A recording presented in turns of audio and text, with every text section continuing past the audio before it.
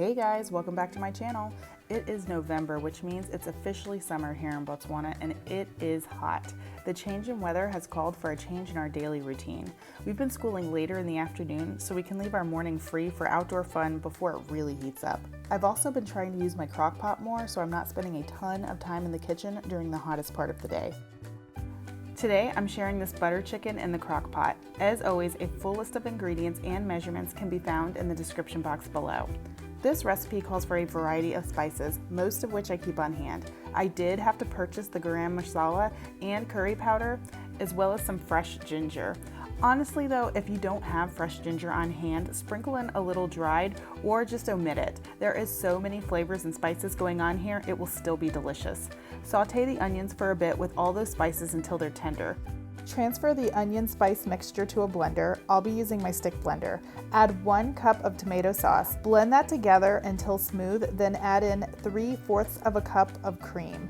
You'll want to stir in the cream as opposed to blending it so it doesn't break. I made this the day before. It's fine to hang out in the fridge for a few days until you're ready to use it. Here I am the next day. This is so easy to throw together after preparing that sauce. You need about 3 pounds of chicken breast.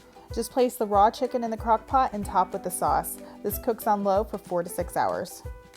Here I am 4.5 hours later. Pull the chicken from the crock pot and add in tomato paste. Then make a cornstarch slurry using some of the hot liquid from the crock pot.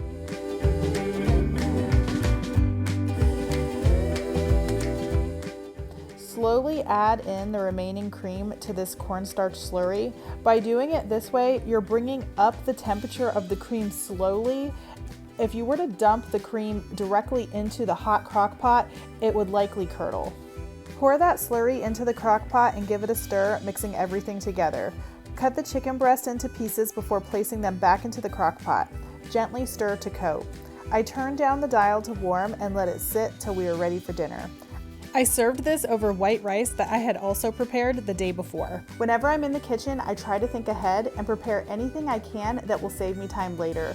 We eat a lot of rice, and rice is something that keeps really well in the fridge, so I made extra yesterday as I was preparing it for dinner.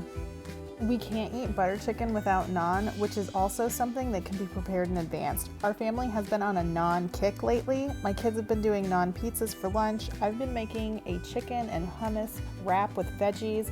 This dough is so easy to work with and freezes beautifully. I'll link the full recipe to this naan bread down below. When it was time for dinner tonight, I just pulled it from the freezer and heated up pieces on my griddle. You could also pop it in the microwave. I like to garnish this dish with fresh chopped cilantro. I usually serve this with a bag of frozen broccoli, but I just didn't feel like preparing that tonight. All 3 of my kids love this meal, and that's definitely not something I can say every day. All right, everyone, that's all I have for you guys today.